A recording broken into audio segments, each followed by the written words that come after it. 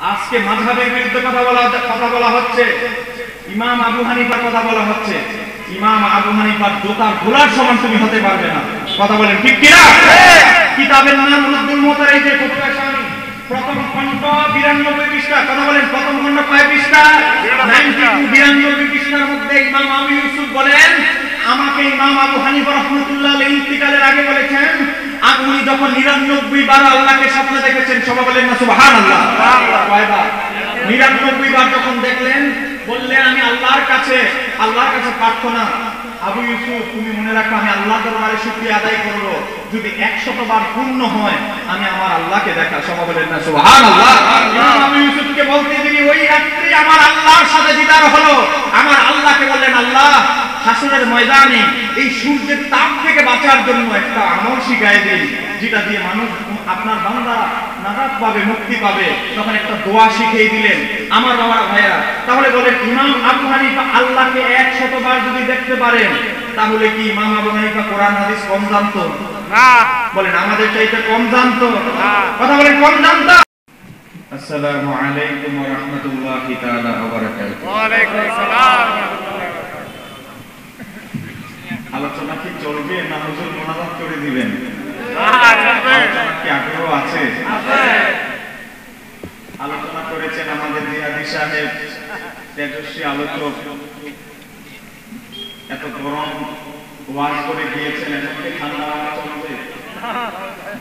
তবে আপনাদের মহব্বত যদি থাকে আর ঘন্টাখানেক কি সামনে মাহফিল যাবে, আপনাদের কি আগ্রহ আছে? আলহামদুলিল্লাহ, শুনে অনেক খুশি হলাম। আলহামদুলিল্লাহ আলহামদুলিল্লাহ ওয়া কাফা, আসসালাতু ওয়াসসালামু আলা ইবাদিল্লাহ, খুসুসান আলা সাইয়্যিদিনা ওয়া হাবিবিনা ওয়া শাফি'িনা মুহাম্মাদান মুস্তাফা ওয়া আলা আলিহি ওয়া আসহাবিহি ওয়া উলিস সিদকি ওয়াস সাফা। আম্মা বা'দ, ফাআউযু বিল্লাহি মিনাশ শাইতানির রাজীম। বিসমিল্লাহির রাহমানির রাহিম। ইয়াওমা নাদ'উ কুল্লা উনাসিন বিইমামিহিম, ক্বালা আল্লাহু তাআলা আযযা ওয়া জাল্লা, ইন্নাল্লাহা ওয়া মালাইকাতাহু ইউসাল্লুনা আলান নাবী, ইয়া আইয়ুহাল্লাযীনা আমানু সাল্লু আলাইহি ওয়া সাল্লিমু তাসলিমা। সাল্লাল্লাহু আলা সাইয়্যিদিনা মুহাম্মদ ওয়া আলিহি ওয়া সাহবিহি। মুহাব্বত করুন আল্লাহুম্মা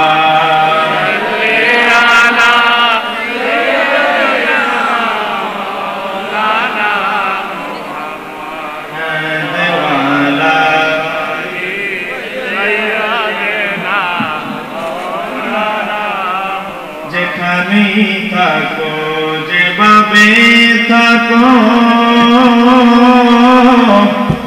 নবীজির দরদ ভুলো না, নবীজির দরদ না ভুলিলে নবীজি তোমায় ভুলবে না। আল্লাহুম্মা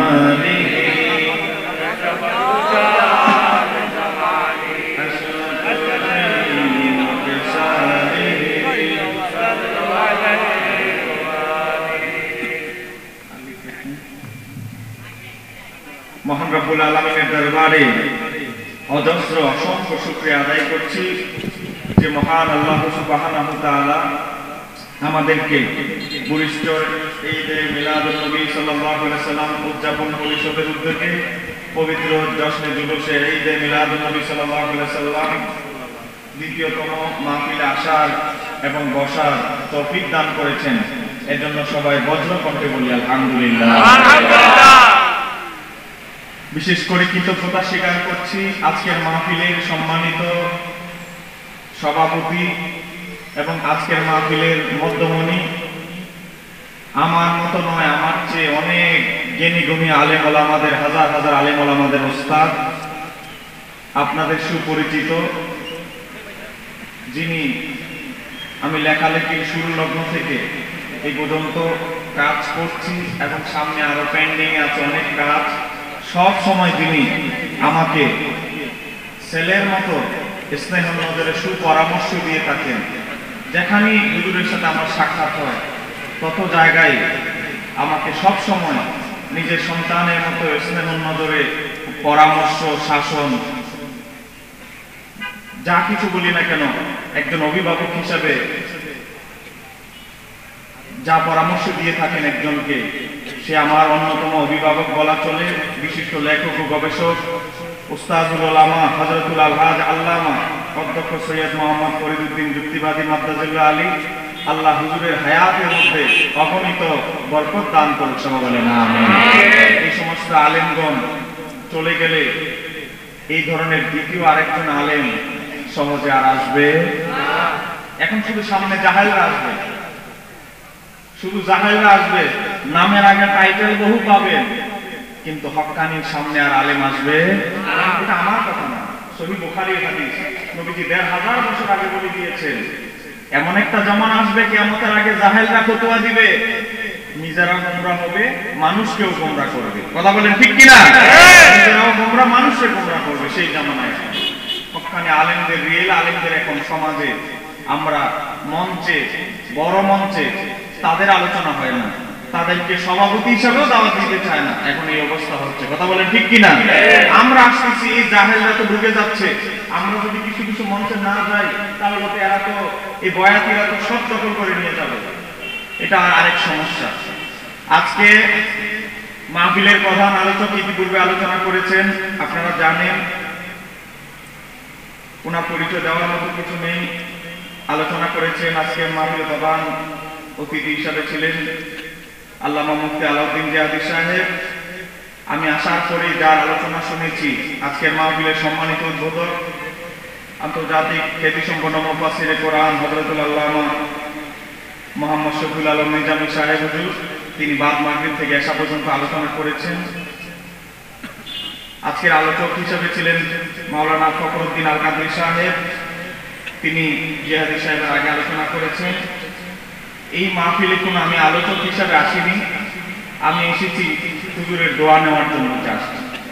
আমার জীবনে এই প্রথম হুজুরের সাথে একসাথে হুজুরের দোয়া নেওয়ার আল্লাহ একটা মাহফিলের মঞ্চে আল্লাহ সুযোগ করে দিয়েছেন। এই জন্য আপনাদের আগে আমি আল্লাহ দরবারে শুকরিয়া আদায় করছি, আলহামদুলিল্লাহ শুকরিয়া আদায় করছি। আজকের মাহফিল হচ্ছে মূলত শুকরিয়া আদায়ের মাহফিল, কথা বলেন ঠিক কিনা? কাকে? আমার দয়াল নবী সরকারে দো আলমকে পাওয়ার শুকরিয়া আদায়ার্থে আজকের এই মাহফিল, কথা বলেন ঠিক কিনা? শুকরিয়া অনেক প্রকারে আদায় করা হয়। আমরা রেলি করি, আমাদের খুশি, আমরা যে দয়াল নবীর মিলাদাতে আগমনে খুশি, সেটাকে আমরা জশ্নে জুলুসের মাধ্যমে প্রকাশ করি, এই ঈদ মিলাদুন নবীর মাহফিল আয়োজনের মাধ্যমে প্রকাশ করি, কেউ খাবার বিতরণের মধ্যে প্রকাশ করে, কেউ নফল বন্দিগির মধ্যে, যার যার সামর্থ্য অনুযায়ী প্রকাশ করে, কথা বলেন ঠিক কিনা? কিন্তু মূল বিষয় হচ্ছে আমাদের দয়াল নবীর আগমনে খুশি প্রকাশ করা, কথা বলেন ঠিক কিনা? এটা হচ্ছে মূল জিনিস, এটা হচ্ছে আমাদের মূল সামনের, এই লক্ষ্যে আমরা ঈদ মিলাদুন নবী উদযাপন করে থাকি।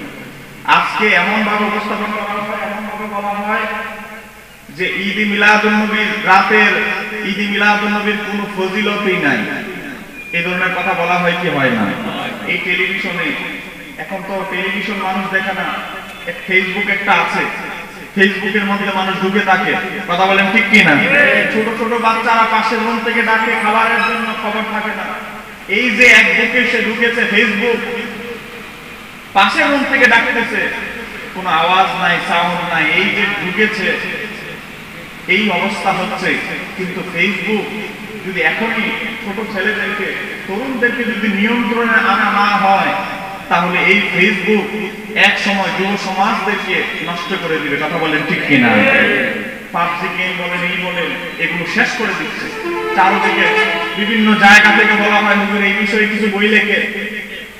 এই তথ্য প্রযুক্তির ছোঁয়ায় আমাদের যুবক ছেলেরা যে নষ্ট হচ্ছে, এগুলো রোধের উপায় নিয়ে বই লিখেন, বিভিন্ন জায়গা থেকে ফোন করা হয়। কিন্তু আমরা আসলে বই লেখার চেয়ে বড় কাজ হবে আপনারা অভিভাবকরা যদি সে যখন শুরু করে এই লাইনে ঢুকবে, সে এই অবস্থায় ঢুকবে, ঢুকার আগে সিচুয়েশন সৃষ্টি হওয়ার আগে আপনারা যদি পদক্ষেপ নেন, তাহলে ওই পদক্ষেপ আপনাদের সুফল আনতে পারে। কথা বলেন ঠিক কিনা? আসক্ত হয়ে গেছে, তখন সুফল বয়ে আনা এত সহজ হবে না। হয়তো পারে আপনার ঘর থেকে বের হয়ে যাবে একদিকে, সেটা সুফল বয়ে আনা সম্ভব হবে না। আমার বাবারা ভাইয়েরা, আমরা আহলে সুন্নাত ওয়াল জামাত বিশ্বাস করি আমার দয়াল নবীর আগমনের রাত এই পৃথিবীর মধ্যে 365টি রাত আমরা উদযাপন করি, সারা বছরে 365টি রাত। এর মধ্যে সর্বোত্তম রাত হচ্ছে আমার নবীর আগমনের রাত। সবাই বলেন ঠিক কিনা? এটা আমরা বলছি না। আজকে এটা হলো হাটাজারি হাটাজারি মাদ্রাসা, সবচেয়ে বড় মাদ্রাসা। ওনারা দাবি করে আমরা হানাফি, বলে কি বলে না? কি বলে? হানাফি। আমাদের কওমি ভাইয়েরা নিজেদেরকে বলে কি হানাফি। কিন্তু যদি বলা হয় ভাই আপনি হানাফি মাযহাবের একটা তাফসীর থেকে দলিল দেই, মানবেন? মুখ বাঁকা করে। যদি বলি হানাফি মাযহাবের প্রসিদ্ধ কিতাব থেকে দলিল দিচ্ছি, তাও মানতে চায় না। আমার হাতে একটা কিতাব আছে, এখানে প্রিন্সিপালদের বসা, এই মঞ্চে কথা বলা, এটা আসলে আমার জন্য অনেক বড় একটা বিষয়। কিন্তু হুজুরের যদি দোয়া, হুজুরের যদি নেক ফয়জিয়াত থাকে, তাহলে ইনশাআল্লাহ দুই একটি কথা বলবো হুজুরের দোয়াতে। এই আমার হাতে একটা কিতাব আছে, এটার নাম ফতুয়ায়ে শামী। বলেন এটার নাম কি? তাও অন্তত বলতে পারবেন আজকে যে আজকে একটা হানাফি মাযহাবের কিতাবের নাম কত জেনে আসছি। এই কিতাবটার নাম কি? ফতুয়ায়ে। আরেকটু জোরে বলেন না বাবা, এই কিতাবটার নাম কি? ফতুয়ায়ে শামী। এটা হানাফি মাযহাবের। এই কিতাবের আগে যত কিতাব লেখা হয়েছে ফিকহ, সব কিতাবকে সামনে রেখে ইমাম ইবনে আবিদিন শামী, ওনার দেশ ছিল শাম দেশ, মানে বর্তমানে সিরিয়া, এই কারণে আমরা ফতুয়ায়ে শামী বলা হয়। কিন্তু মূলত কিতাবটার নাম রাদ্দুল মুফতা। কিন্তু ফতুয়ায়ে শামী যে ওনার শাম দেশে বাড়ি, এই কারণে ফতুয়ায়ে শামী বলা হয়। এটা 3 নাম্বার খণ্ড। এটার পরে আরো 15টা খণ্ড আছে। সবাই বলেন না মারহাবা। কত বড় লম্বা সাইজে, A4 সাইজের চেয়ে বড়। এটার পরে আরো 15 খণ্ড আছে। তাহলে তিনি কি সাধারণ কোন ফকি আলেম ছিলেন? কথা বলেন, সাধারণ কোন আলেম ছিলেন?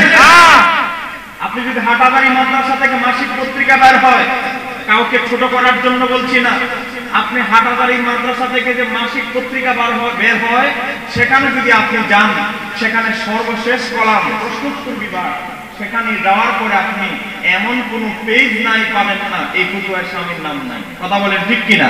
আলেম ভাইয়া উত্তর দেন, কথা বলেন ঠিক কিনা? তালাকের মাসালা দিয়ে পকেট গরম করার জন্য, বিভিন্ন মাসালা দিয়ে এতিমখানার মাদ্রাসার টাকা কালেকশনের জন্য ফতুয়ায়ে শামী ব্যবহার করা হয়।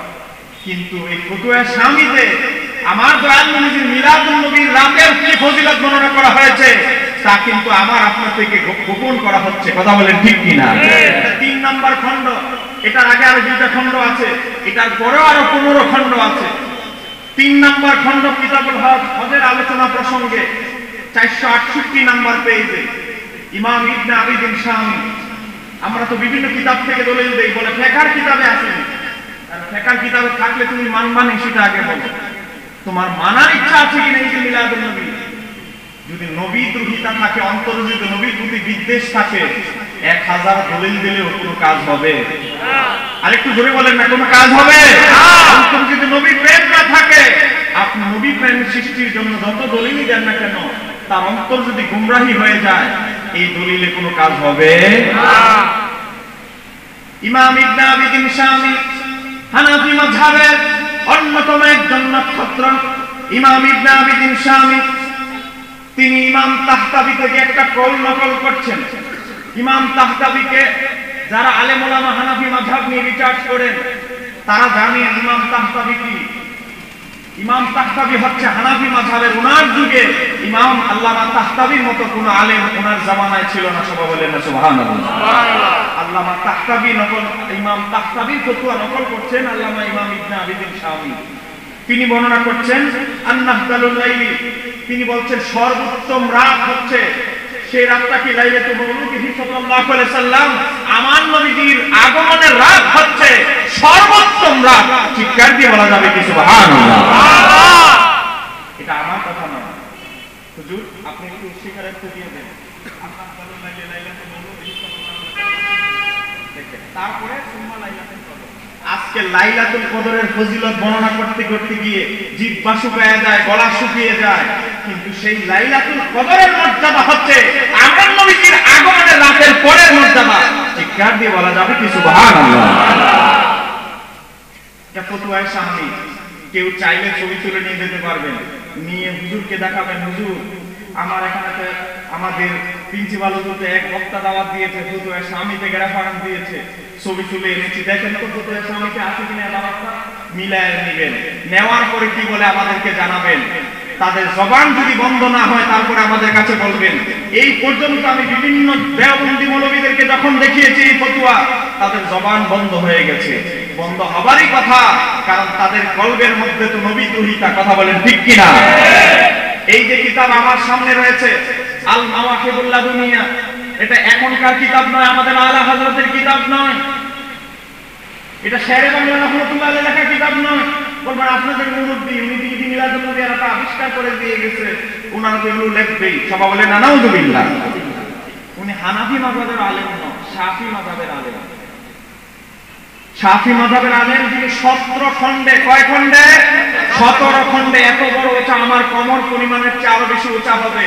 17 খণ্ডে যিনি বুখারী শরীফের ব্যাখ্যা লিখেছেন, ইরশাদুস সারি ইমাম কাসতালানী রাহমাতুল্লাহ আলাইহি, তিনি আল মাওয়াহিবুল লাদুনিয়ার মধ্যে 72 নম্বর পৃষ্ঠার মধ্যে তিনি দীর্ঘ 1 পৃষ্ঠা ব্যাপী যারা আমার দয়াল নবীর রাতের ফজিলতকে, লাইলাতুল কদরের উপরে, লাইলাতুল কদরের রাতকে মিলাদুন নবীর রাতের উপরে ফজিলত দিতে চান, তাদের খণ্ডন করে তিনি 1 পৃষ্ঠা লিখেছেন।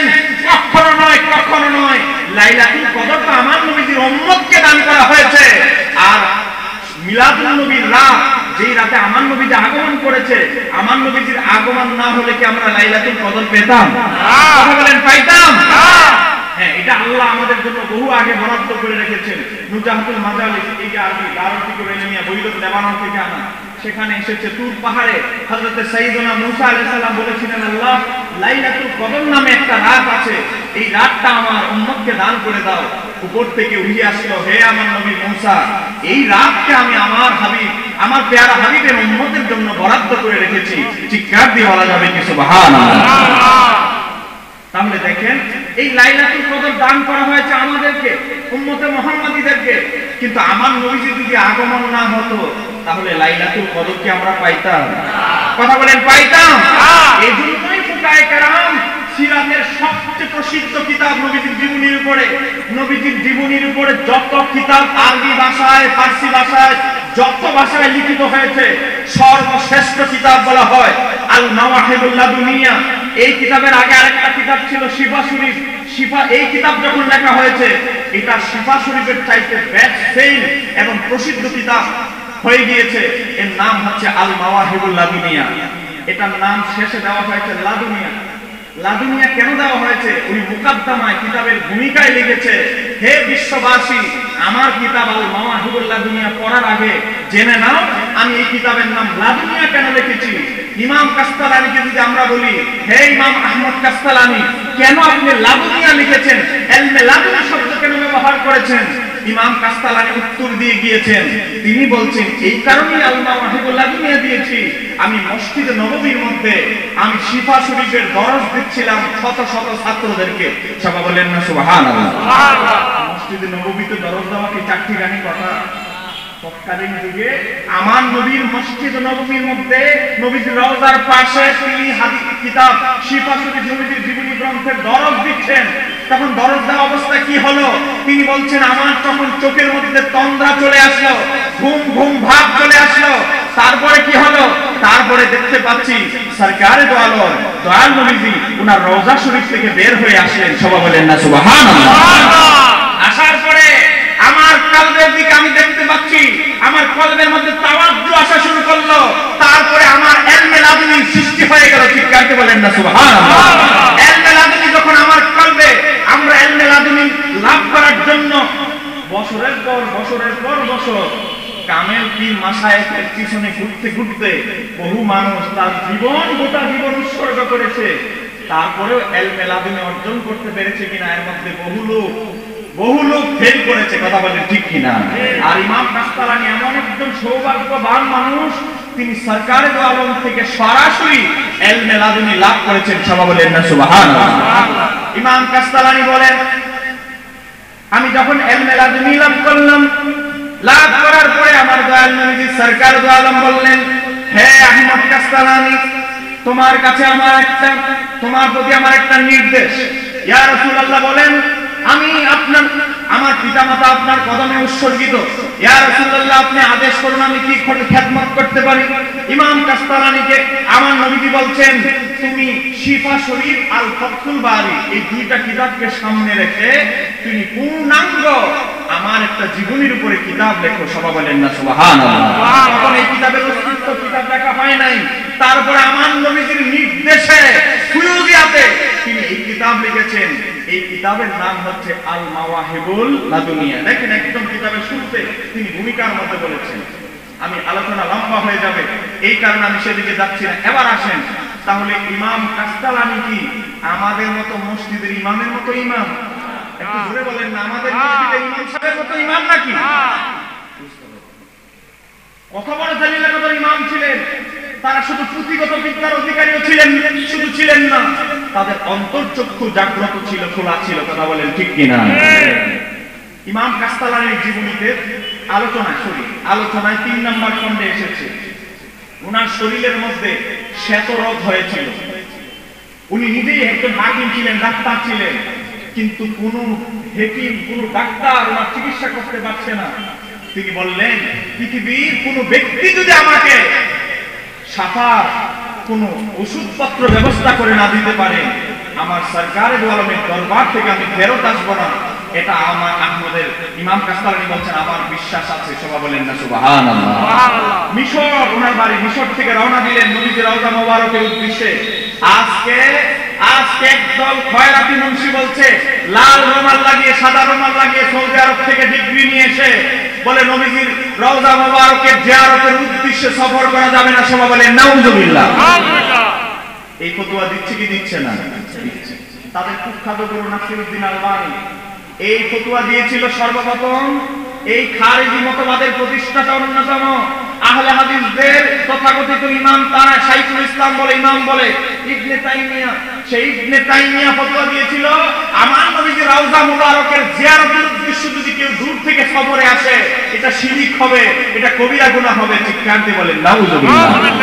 ইমাম কাসতালানী আল মাওয়াহিবুল লাদুনিয়া 4 নম্বর খণ্ডে রওজা জিয়ারতের আলোচনায় ইমাম মোল্লা আলী কারি কিতাবের নাম শরহে শিফা, সেখানের মধ্যে থেকে শুরু করে ইমাম তকিউদ্দিন সুবকি শিফা ও শিকামের মধ্যে সহ ইমাম তকিউদ্দিন সুবকি ছিলেন ইবনে তাইমিয়া, আহলে হাদিসের ইমাম ইবনে তাইমিয়ার জামানার আলেম।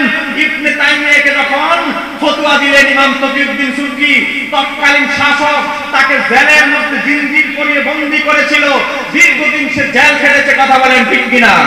তারপরে সে প্রতিশ্রুতি দিয়েছে, তওবা করেছে যে আমি তওবা করতেছি, আমাকে ছেড়ে দেন, আমি এই ধরনের আর ফতোয়া দিব না। তারপরেও এই গুমরাহ তো কখনো সহজে ভালো হয় না, তারপরেও সেই ধরনের ফতোয়া দিয়েছে। এই মতবাদের অনুসারী হচ্ছে আজকে তথাকথিত এই আহলে হাদিসরা। কথা বলেন ঠিক কিনা? তাদের মাথাকে দেখতে হবে। আমার বাবার ভাইয়েরা, ইমাম কাসতালানী রওনা হয়েছে, সরকারে দো আলমের দরবারে যাবেন। 2 রাকাত নামাজ পড়ে আমার দয়াল নবীজির রওজা মোবারকের দিকে ফিরে 2 হাত উত্তোলন করে, আজকে দয়াল নবীজির রওজা মোবারকের দিকে ফিরে দোয়া করতে দেওয়া হয় না। কথা বলেন ঠিক কিনা? কিছু গেরিলা বাহিনী সৃষ্টি করেছে, আমার নবীজির রওজা মোবারকের দিকে ফিরে দোয়া করতে দেয় না, শিরক বেদাতের ফতোয়া দেয়। কথা বলেন ঠিক কিনা? অথচ আমার নবীজি তিরমিজি শরীফে ইবনে আব্বাস রাদিয়াল্লাহু তাআলা রওয়ায়াত করেছেন, আমার নবীজি এক মাকবারার কবরস্থানের পাশে দিয়ে গেলেন, যাওয়ার পরে ওনার চেহারা আনোয়ারকে কবরের দিকে ফিরালেন, তারপরে বলেন আসসালামু আলাইকুম ইয়া আহলান। তিরমিজি শরীফের হাদিস, ইমাম তিরমিজি হাদিসটিকে হাসান বলেছেন। ইমাম জালালউদ্দিন সুয়ুতী শরহ সুদূরে হাসানকে গ্রহণ করেছেন। ইমাম জালালউদ্দিন সুয়ুতী খাসাইসুল কুবরা এটাকে গ্রহণ করেছেন। ইমাম কুরতুবী তাসকিরা কিতাবের মধ্যে হাসান হওয়া মতকে গ্রহণ করেছেন। বড় বড় হাফিজুল হাদিসরা ইমাম তিরমিজির মতকে গ্রহণ করেছেন। তাহলে আমরা জিয়ারত করব কবরের দিকে ফিরে, কথা বলেন ঠিক কি না? জিয়ারত করতে হবে কিসের দিকে ফিরে? কবরের দিকে ফিরে। এটা তো জিয়ারতের কিবলা তো পশ্চিম দিক নয়, এটা কোন কিতাবের মধ্যে এটা শর্তায়িত করা হয়নি, কিন্তু কিছু লোক এটাকে শর্তের মধ্যে জড়িয়ে দেওয়ার চেষ্টা করছেন, কথা বলেন ঠিক কি না? কিতাবের নাম শরহে ফিকুল আকবার, লিখেছেন আল্লামা মোল্লা আলী কারি, দারুল কুতুব ইলমিয়া থেকে ছাপা। সেখানের মধ্যে এসেছে হযরত আব্দুল্লাহ ইবনে ওমর রাদিয়াল্লাহু তাআলা যদি কোন জায়গা থেকে সফর করে আসতেন, সর্বপ্রথম আগে আমার নবীজি রওজা মোবারকের দিকে ফিরে জিয়ারত করতেন। সবাই বলেন না সুবহানাল্লাহ। তাহলে হযরত আব্দুল্লাহ ইবনে ওমরকে তিনি হচ্ছেন সাহাবায়ে কেরামদের প্রথম শ্রেণী যারা 7 জন মুস্তাহিদ ফকি ছিলেন, এর মধ্যে আব্দুল্লাহ ইবনে ওমর ছিলেন 6 নম্বর মুস্তাহিদ ফকি। সবাই বলেন না সুবহানাল্লাহ। তাহলে 6 জনের অন্যতম একজন মুস্তাহিদ ফকি সাহাবী, তিনি বলছেন তিনি আমল করছেন নবীজির রওজা মোবারকের দিকে ফিরে জিয়ারত করছেন। কিন্তু আজকে সাহাবায়ে কেরামদের চাইতে বড় মুফতি এসে গেছে, নবীজির রওজা মোবারকের দিকে ফিরে, কবর মাজার শরীফের দিকে ফিরে জিয়ারত করা যাবে না, দোয়া করা যাবে না। আল্লাহ এই সমস্ত ভুল ভ্রান্তি যে ফতোয়াগুলো দিচ্ছেন, এই সমস্ত আলেমদের থেকে আমাদের ঈমান আমল হেফাজত করেন। সবাই বলেন আমিন। ইমাম কাসতালানী আসতেন, আসার পরে নবীজির রওজা মোবারকের দিকে ফিরে কান্না করতে লাগলেন। কান্না করার পরে ইমাম কাসতালানী নিজে বর্ণনা করছেন, আমি মসজিদে নববীর একটা পিলারের মাঝে হেলান দিয়ে আমি যখন একটু ঘুমায় গেলাম, চোখের মধ্যে একটু তন্দ্রাচ্ছন্ন ভাব, তন্দ্রা ঘুম আসছে। এই অবস্থায় যখন আমি চক্ষু বন্ধ করলাম, দেখতে পেলাম আমার আকা আলাইহিস সালাম সরকারে দো আলম একটা প্রেসক্রিপশন নিয়ে আর কিছু ওষুধ নিয়ে আমার কাছে চলে আসলেন। সবাই বলেন না সুবহানাল্লাহ। আহমদ নাও তোমার ওষুধপত্র, আর এখানে আমি একটা ওষুধ লিখে দিয়েছি, এই ওষুধটা গাছটা এই জিনিসটা তুমি অমুক জায়গা থেকে এনে তুমি কি করবে, মালিশ করবে, তাহলে তোমার শ্বেতরোগ ভালো হয়ে যাবে। চিৎকার দিয়ে বলা যাবে কি সুবহানাল্লাহ। তাহলে উনি একজন হাকিম ডাক্তার ছিলেন, নিজে একজন হাকিম ডাক্তার হওয়ার পরেও সারা পৃথিবীর বড় বড় ডাক্তারকে শেষ করার পরেও যখন ফয়সালা আসছেন না, আমার দয়াল নবীজির দরবার থেকে তিনি জানেন ফেরত আসবেন না। আমার দয়াল নবীজির রওজামুখী হলেন, আমার দয়াল নবীজির রওজা থেকে কি ফেরত গেলেন? কথা বলেন, খালি হাতে গেলেন? বলেন, আমার নবীজির রওজা মোবারক থেকে আসলে কি কেউ খালি হাতে যায়? খালি হাতে যায়। আমার বাবারা ভাইয়েরা, কিতাবের নাম এই নুজাহাতুল মাজালিস। এই কিতাবের মধ্যে একটা ঘটনা এসেছে, এই কিতাবের 411 নম্বর পৃষ্ঠার মধ্যে একটা ঘটনা এসেছে। এই ঘটনাটা হুবহু ইমাম কুরতুবী তাফসীরে কুরতুবীর মধ্যে নকল করেছেন। আমরা বিশ্বাস করি আমাদের নবী হায়াতুন নবী, কথা বলেন ঠিক কিনা? এটা বিশ্বাস করেন কিনা? আমার নবীজির শুভ আগমন হয়েছে 12 রবিউল আউয়াল, কিন্তু সৃষ্টির মধ্যে তিনি হচ্ছেন সর্বপ্রথম, কথা বলেন ঠিক কিনা? আজকে আমাদেরকে ফতোয়া দেওয়া হয় দয়াল নবী সরকারে দো আলমের মিলাদুন নবীর উপলক্ষে আমরা এই 10 জুলুসে মিলাদুন নবী পালন করি, নবীজির একটু শান মান বেশি বলা শুরু করি, আমরা নাকি অতিরঞ্জিত করি, আমরা নাকি নবী নিয়ে পাগল। এই ধরনের একদল লোক আমাদেরকে ফিটকারি করে, কথা বলেন ঠিক কিনা? আরে আমরা কি নবীজির জন্য পাগল? একটা ঘটনা মনে পড়ে গেল, একটু বলবো। আমরা নবীর জন্য কি পাগল? আমার হাতে একটা কিতাব আছে নুজাহাতুল মাজালিস, এটা আমাদের হানাফি মাযহাবের কোন আলেমের লেখা নয়, এই যুগের কোন আলেমের লেখা কিতাব নয়, 200 বছর আগের নয়, প্রায় 600 বছর আগের লিখিত একজন আলেম আল্লামা আব্দুর রহমান সাফুরি, শাফি মাযহাবের আলেম, ওনার লেখা একটা কিতাব। এটা আমি দেখেন লেবানন থেকে আনিয়েছি, বাংলাদেশের কিতাব নয়, লেবানন থেকে এনেছি। সেই কিতাবের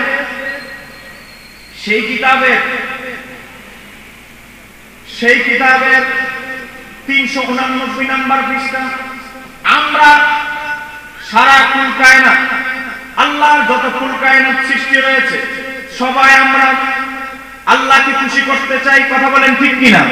এই যে নামাজ পড়ি, রোজা রাখি, এই সব কিছুতেই শুধু আমরা আল্লাহকে কিভাবে খুশি করা যায় সেই প্রচেষ্টায় আমরা ব্যস্ত। কারণ আল্লাহকে খুশি করলেই আমরা জান্নাত লাভ করব। কথা বলেন ঠিক কিনা? তাহলে সকল মাখলুকাত, এই গাছপালা, তারাও আল্লাহর তাসবিহ বলে। কথা বলেন ঠিক কিনা? তারা কি আল্লাহর ইবাদত করে কিনা? সবাই আল্লাহর সন্তুষ্টি চায়, কিন্তু আমার আল্লাহ কি চায় সেটা জানার দরকার আছে না নাই? কথা বলেন আছে না নাই? আমার ওস্তাদ সমতুল্য হুজুর এখানে বসে ইমাম ইবনু জাওজি রাহমাতুল্লাহ আলাইহি বর্ণনা করছেন। তিনি বর্ণনা করছেন, আমার আল্লাহ সুবহানাহু ওয়া তাআলা আমার নবীর প্রতি ওহী প্রেরণ করলেন। কি প্রেরণ করলেন? বলেন। আল্লাহ সুবহানাহু ওয়া তাআলার পক্ষ থেকে ওহী আসছেন। ওহীর মধ্যে কি কোনো সন্দেহ আছে? কোন সন্দেহ আছে? ওহী আসছে। ওহীর মধ্যে কি বলা হয়েছে? এবার হাদিসে কুদসি আমার আল্লাহ বলছেন, ইয়া মুহাম্মদ, আমার হাবিবকে, আমার দয়াল নবীজিকে আল্লাহ বলছেন, হে আমার হাবিব মুহাম্মদ সাল্লাল্লাহু আলাইহি ওয়াসাল্লাম। সবাই বলেন না সাল্লাল্লাহু আলাইহি ওয়াসাল্লাম বলছেন, আমার আল্লাহ বলছেন। বলেন আমার আল্লাহর কথার মধ্যে কি কোনো সন্দেহ আছে? কথা বলেন সন্দেহ আছে? আমার আল্লাহর কথার জবান, আল্লাহর কুদরতি কথার জবানের, আমার আল্লাহর কুদরতি জবানের কথার মধ্যে কি কোনো সন্দেহ আছে? যদি কেউ ধারণা করেন আল্লাহ মাঝে মাঝে মিথ্যা কথা বলতে পারেন কিন্তু বলেন না এই কথা বললে কি ঈমান থাকবে? আল্লাহ মিথ্যা কথা বলতে পারেন কিন্তু বলেন না এই কথা বললে কি ঈমান থাকবে? ইমাম ফখরুদ্দিন রাজি তাফসীরে কবিরের মধ্যে বলেছেন, তার অন্তর থেকে ঈমান বের হয়ে যাবে। এটা আমার ফতোয়া নয়। তাহলে আমার আল্লাহ কি বলছেন নবীজিকে লক্ষ্য করে? আমার আল্লাহ বলছেন, কুল্লু আহাদিন ইয়াতলুবু রিদা। আমার আল্লাহ বলছেন, হে আমার হাবিব, হে আমার বন্ধু, এই কুল কায়নাতের মধ্যে যত মাখলুকাত, যত কিছু সৃষ্টি করেছি, সবাই আমাকে সন্তুষ্ট করতে চায়। সবাই বলেন না সুবহানাল্লাহ। কিন্তু আমরা সবাই শুধু আল্লাহকে কিভাবে খুশি করা যায় সেই প্রচেষ্টায় ব্যস্ত। এবার আমার আল্লাহ বলছেন, দেখেন আমার আল্লাহ কি চায়, কোনটাতে আমার আল্লাহ সন্তুষ্ট। এবার আমার আল্লাহ বলছেন, ওয়া আনা আতলুবু রিদাকা। আমার আল্লাহ বলছেন, হে হাবিব, আপনি জেনে নিন, আপনি শুনে নিন, আমি আল্লাহকে সবাই কুল কায়নাতের খুশি করতে চাই, সন্তুষ্ট করতে চাই। কিন্তু আমি আল্লাহ কিসে সন্তুষ্ট, আমি আল্লাহ কোন কাজে সন্তুষ্ট এটা তো কেউ জানে না। আমি আপনাকে জানাই দিচ্ছি, সেটা হচ্ছে আমার হাবিব, আপনি আমার হাবিব, আপনি কোন কাজে সন্তুষ্ট, আপনি কোন জিনিসে সন্তুষ্ট, আপনার সন্তুষ্ট আমি চাই। চিৎকার দিয়ে বলা যাবে কি সুবহানাল্লাহ? তাহলে আমার নবী সন্তুষ্ট চাই কে? আল্লাহ। আমার নবী সন্তুষ্টি চাই কে? আল্লাহ। আমরা নবীকে কতটুকু ভালোবাসি? আমার নবীজির চাইতে কি আমরা বেশি ভালোবাসতে পারবো? আল্লাহর চাইতে কি বেশি ভালোবাসতে পারবো? সাহাবায়ে কেরামদের মতো তো ভালোবাসতে পারবো। কথা বলেন ঠিক কি না? সাহাবায়ে কেরামরা সামনে বুক পেতে দিয়েছেন, পীর আগে আমার কাছে আসবে, তারপরে সরকার দু আলমের কাছে যাবে। এটা ছিল সাহাবায়ে কেরামদের প্রেম। কথা বলেন ঠিক কি না? নতুন বিবাহ করেছে, আমার নবীর ডাক এসেছে, কিসের স্ত্রী, সুন্দর স্ত্রী, ফেলে দিয়ে রওনা দিয়েছেন। এই ধরনের উপমা সাহাবায়ে কেরামদের মধ্যে আছে না নাই? আর নবীজি তো অনেক দূরের কথা, এক সাহাবী আরেক সাহাবী, সহিহ বুখারী শরীফে এসেছে, এক সাহাবী দুই স্ত্রী, এক স্ত্রী দিয়ে দিয়েছেন, বলেছেন আমি আমার স্ত্রীকে ডিভোর্স দিয়ে দিয়েছি, আপনি আমার স্ত্রীর বিবিকে বিবাহ করেন, আমি সহযোগিতা করব আপনার নিকাহ মতো বিবাহের মধ্যে। সবাই বলেন না সুবহানাল্লাহ। সাহাবায়ে কেরামদের মধ্যে মহব্বত দেখেন, সরকারের দু আলমের মহব্বত অনেক উঁচু মাপে। তাহলে আমরা মডেল, এই ভালোবাসার মডেল শিখেছি সাহাবায়ে কেরামদের থেকে। কথা বলেন ঠিক কি না? কথা বলেন ঠিক কি না? তাহলে এটা তো 650 বছর আগের লেখা কিতাব। এই কিতাবের মধ্যে একটা অধ্যায় আছে, পরিচ্ছেদ বাপ।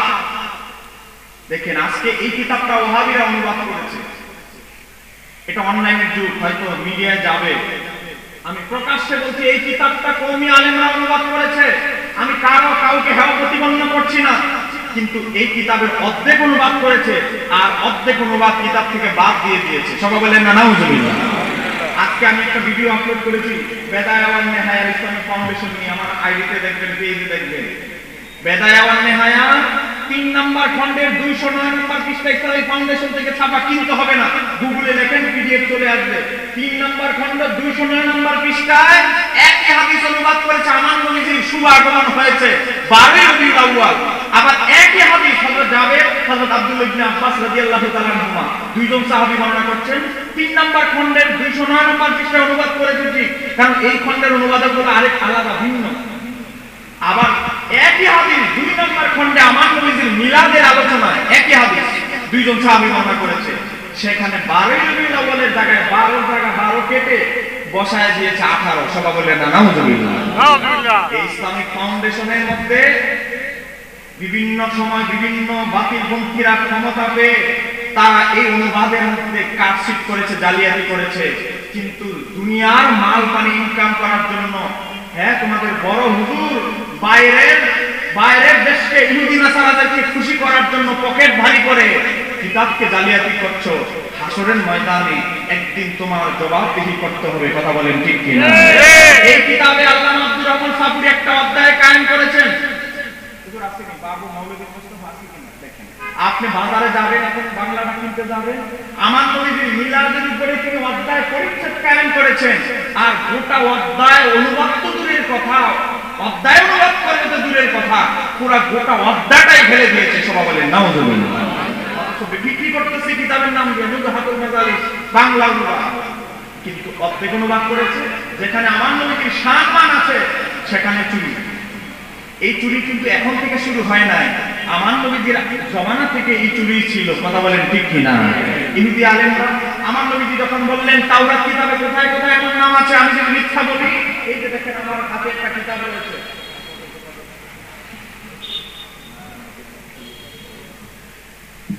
হঠাৎ হয়তো ব্যাগের মধ্যে ছিল না, কিতাবের নাম আল খাসায়েসুল কুবরা।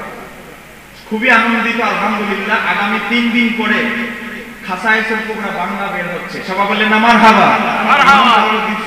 এই কিতাবটা 950 পৃষ্ঠা করে, উভয় খণ্ড 1900 পৃষ্ঠায় বের হচ্ছে। সবাই বললেন না মারহাবা। আর এই দেওবন্দিরা নাম হচ্ছে মৃত্যুবরণ করেছেন, কারো সমালোচনা আমি করতে চাই না, মহিউদ্দিন খান, তিনি 2 খণ্ড মিলে অনুবাদ করেছেন 900 পৃষ্ঠা। আর আমরা এক খণ্ডই 900 পৃষ্ঠা অনুবাদ করতে পারি, 950 পৃষ্ঠা করেছে। কি ধরনের বাদ দিয়েছে? আমার নবীর শাফাআতের উপরে হাদিস ইমাম জালালউদ্দিন সুয়ুতী এনেছেন 46টা, অনুবাদ করেছে মাত্র 2টা। কেন ভাই আমার নবীর শাফাআত নিয়ে এত চিন্তানি কেন? নবীজির ছায়া ছিল না, অধ্যায় রয়েছে প্রথম খণ্ডে, ফেলে দিয়েছে। আমার নবীজির নাম মোবারক দেখে চুমু খেয়ে বনি ইসরায়েলের এক ব্যক্তি 200 বছরের গুনাহ আল্লাহ মাফ করে দিয়েছেন, হাদিস চুরি করে ফেলেছে। সবাই বলেন না নাউজুবিল্লাহ। কি চুরি চলছে? আমরা নবীর নিচে হাত বাঁধি, এগুলো বলতে হচ্ছে কারণ এটা শহর। আমি শুনেছি এই দিকের আশেপাশে বহু জায়গায় গোপনে গোপনে এই আহলে হাদিসরা কাজ করছে। কথা বলেন ঠিক কিনা? 1971 সালের ছাপার মধ্যে আমরা যে নবীর নিচে হাত বাঁধি, মুসান্নাফে ইবনে আবি শাইবা হাদিস নাম্বার 3939, সেই হাদিসের কিতাবের হাদিসের মধ্যে এসেছে হযরত ওয়াইল ইবনে হুজর রাদিয়াল্লাহু তাআলা বলছেন, আমি আমার নবীর পিছনে নামাজ পড়লাম, নামাজ পড়তে গিয়ে দেখি তিনি ওনার ডান হাত মোবারককে বাম হাতের উপরে রেখেছেন, রাখার পরে তাহতা সূরাতি নবীর নিচে স্থাপন করেছেন। এখন দেখতেছে আমাদের আহলে হাদিস ভাইরা এই হাদিসের কারণে ওনারা বুকের উপরে হাত বাঁধা দলিল একটু সহজ করতে পারতেছে না, সুবিধা করতে পারতেছে না। এজন্য তারা কি করলো জানেন? ডান হাতের উপরে নবীজি বাম হাত রেখেছেন, বাম হাতের উপরে রেখেছেন, ডান হাতকে বাম হাতের উপরে, এই জায়গাটা ঠিকই রেখেছে। তাহতা সূরাতি নবীর নিচে রেখেছেন। এই শব্দটা হাদিসের কিতাব থেকে, পান্ডুলিপি থেকে কিছু টাকা দিয়ে যেই মার্কেট থেকে জিনিস প্রকাশ করবে, এই যে মনে করেন এটা একটা ছাপা, একটা প্রকাশনা ছাপিয়েছে, তাদেরকে একজন মুহাক্কিক আছে, একজন এই কিতাবটা প্রত্যেকটা খণ্ডের কিতাবের মধ্যে একজন তাহকিককারী আছে, তাকে কিছু ডলার দিয়ে নবীর নিচে হাত বাঁধানো হানাফি মাযহাবের সবচেয়ে বড় মজবুত দলিল ওই হাদিসের ইবাদতকে কর্তন করে দিয়েছে। সবাই বলেন নাউজুবিল্লাহ। এখন চুরি যে করলা, চুরি তো তোমাদের ধরা খেয়ে গেল।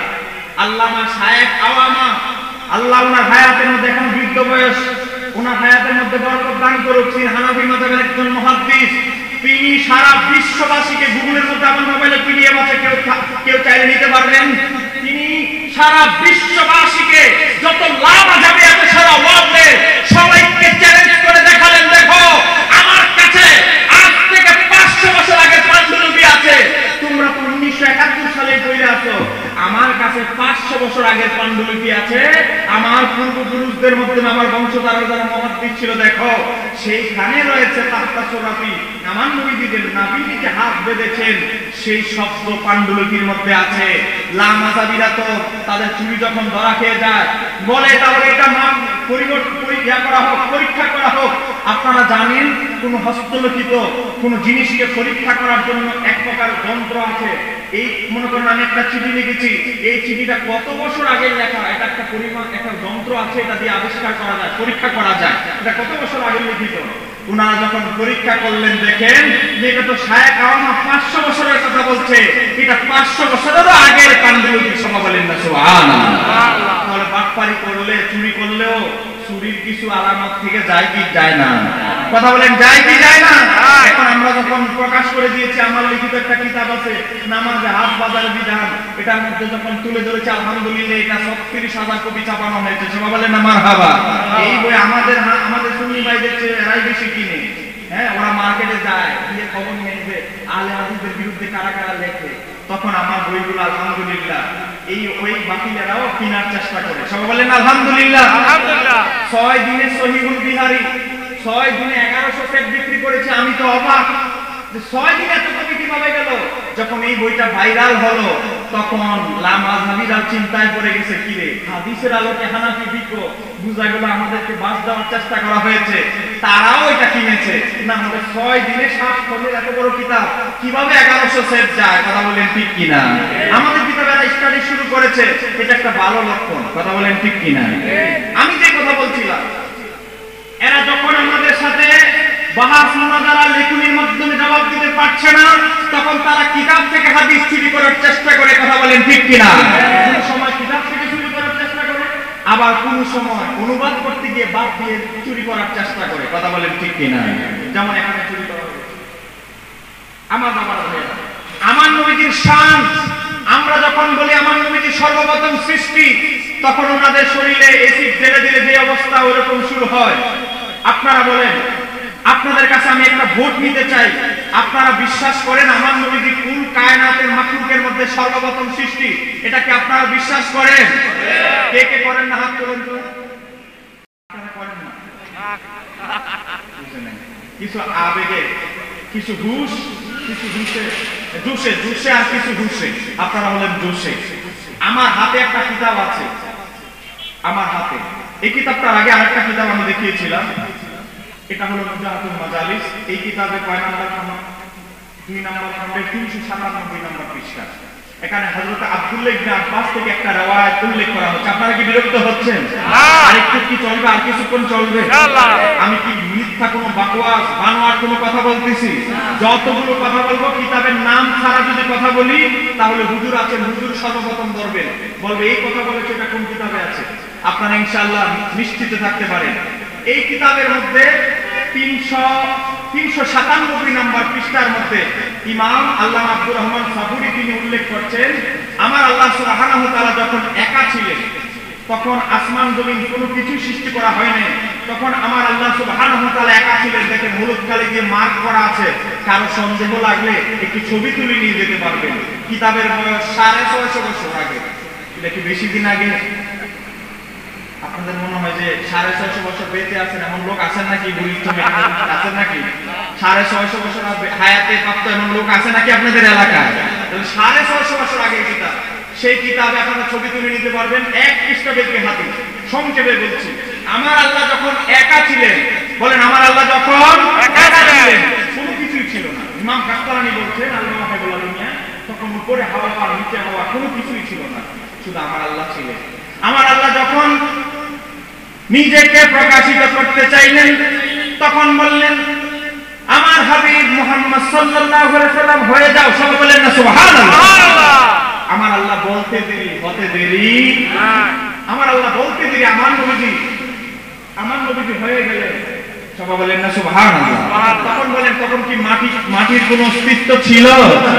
তখন কোনো মাটির অস্তিত্ব ছিল না, পানির অস্তিত্ব ছিল না, বাবা আদম আলাইহিস সালামের অস্তিত্ব ছিল না, নবীজির পিতা আব্দুল্লাহর কোনো অস্তিত্ব ছিল না। তখন আমার আল্লাহ একা ছিলেন আর আমার দয়াল নবীজিকে সৃষ্টি করা হয়েছে। আমার নবীজির সৃষ্টির শুকরিয়া আদায়ার্থে আমার নবীজিকে যে বানানো হয়েছে এটার শুকরিয়া আদায় করতে গিয়ে আমার দয়াল নবীজি একটা সিজদা দিলেন। সবাই বলেন না সুবহানাল্লাহ। সুবহানাল্লাহ।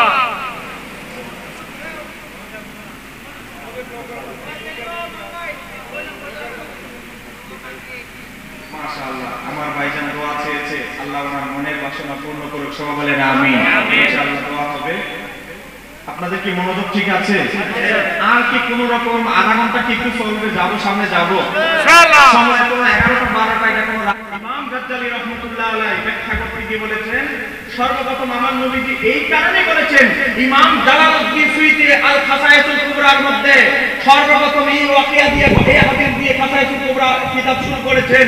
ইমাম সুয়ুতী উল্লেখ করেছেন, আমার নবীজি সর্বপ্রথম এই যত মানব আসবে, ইতিপূর্বে এসেছে এবং কিয়ামতের আগ পর্যন্ত আসবে, সবাই, শুধু সবাই নয়, এর মধ্যে সর্বশ্রেষ্ঠ যারা নবী রাসূল তারাও হা করে তাকিয়েছিলেন, তাদের জবান বন্ধ ছিল।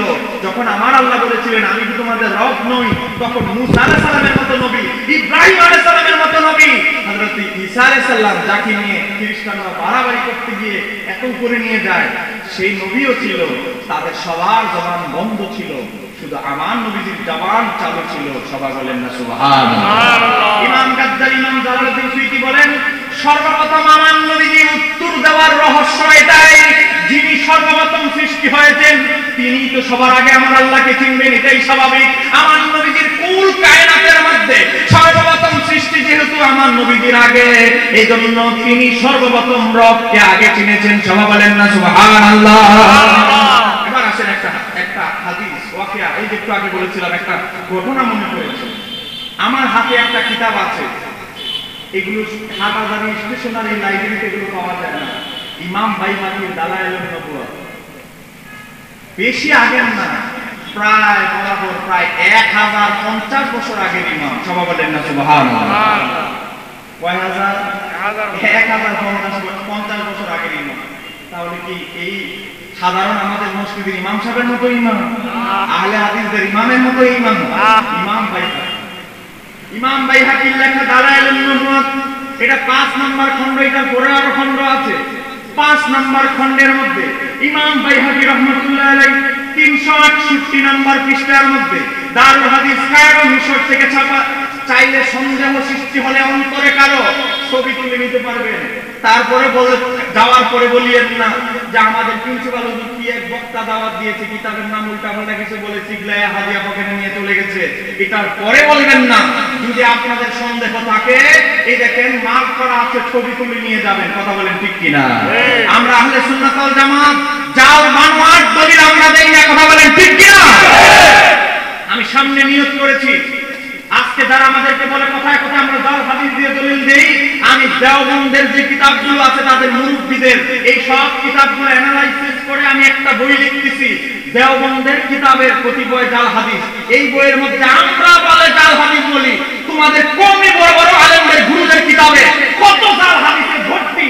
এগুলো যখন জাতির সামনে তুলে ধরবো, তোমরা তখন জাল হাদিস, আমাদের নবীজির নূরের হাদিস বললে জাল হাদিস, নবীজির নাম ছিল চুমু খাওয়ার হাদিস বললে জাল হাদিস, সবে বরাত পালন করি বলে জাল হাদিস, নাবি নিজে হাত বাঁধি কয় জাল হাদিস। কথা বলেন ঠিক কিনা?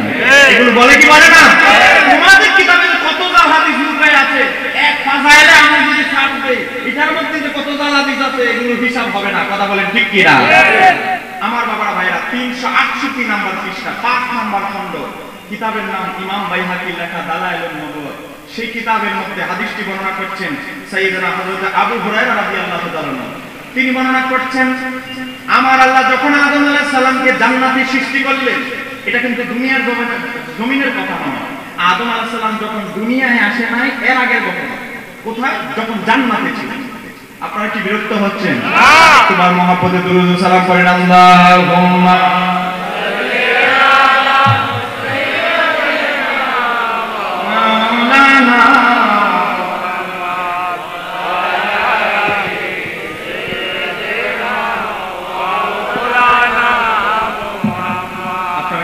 হচ্ছেন আর বেশি নয়, অল্প কিছুক্ষণ।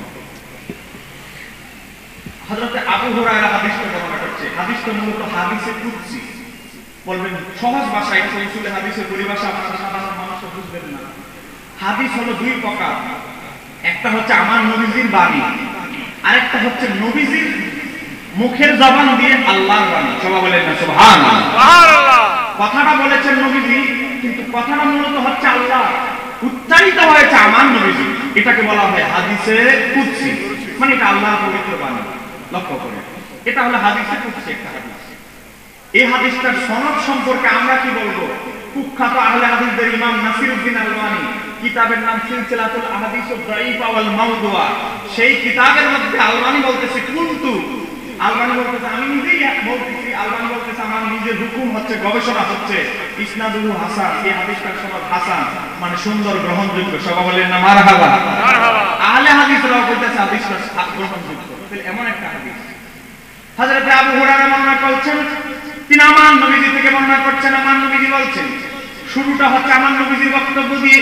আমার নবীজি বলছেন, যখন আমার আল্লাহ আদম আলাইহিস সালামকে সৃষ্টি করলেন, সৃষ্টি করার পরে যখন জান্নাতে রাখলেন, জান্নাতে রাখার পরে আদম সন্তানের মধ্যে যারা নবী এবং রাসূল হবে, বুঝেন, যারা নবী এবং রাসূল হবে, একটা ঘটনা মিস্টেক হয়েছে। সেটা হচ্ছে আমাদের সাথে তো আল্লাহ আলমে আরহায় মিটিং একটা করেছেন, 2 নম্বর মিটিং ছিল নবীদের সাথে, নবীদের রূহের সাথে।